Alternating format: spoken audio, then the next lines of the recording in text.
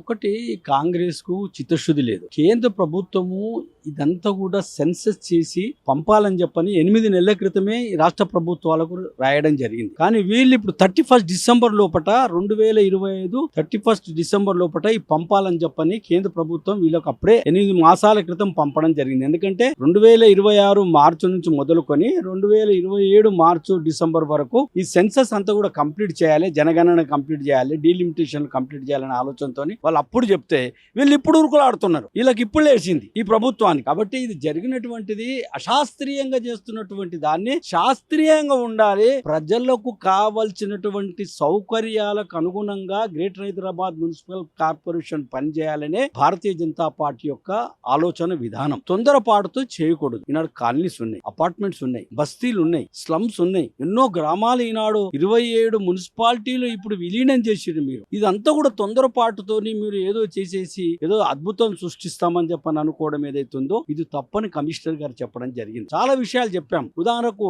Monda municipal division ఉంది. Monda municipal division Secunderabad parliament లో 10 polling బూతులు వస్తాయి, మల్కాజిగిరి పార్లమెంట్ కు 30 పోలింగ్ బూతులు వస్తాయి. ఇదేం పద్ధతి? అట్లే ఇప్పుడు చేసినటువంటి తార్నాకలు కూడా అదే రకంగా చేశారు. అదే రకంగా ఖైరతాబాద్ అసెంబ్లీ సెగ్మెంట్ లో 2 డివిజన్స్. ఖైరతాబాద్ డివిజన్ వచ్చేసి ఇటు నాంపల్లి గోషామేలకు ఉన్నటువంటి ఆదర్శ్ నగర్ అంటే సెక్రటరియట్, మున్సిపల్ కార్పొరేషన్ ఆఫీసు, అదే రకంగా ఇండస్ట్రియల్ ఇన్ఫ్రాస్ట్రక్చర్ కార్పొరేషన్, అదే రకంగా ICAR Bhavan, Lal Bahadur stadium, assembly, Ravindra Bharathi ఇవన్నీ కూడా కలిపి ఒక డివిజన్ చేయడం జరిగింది. అట్లనే చింతల్ బస్తీ, తుమ్మల్ బస్తీని తీసుకుపోయి నాంపల్లి అసెంబ్లీలో కలపడం జరిగింది. ఇది ఏం పద్ధతి ఇది? కాబట్టి అశాస్త్రీయంగా మీరు చేసినటువంటి దాన్ని మీరు శాస్త్రీయంగా చేయండి. ప్రజలకు అందుబాటులో ప్రజలకు అనుగుణంగా చేయండి. మీరు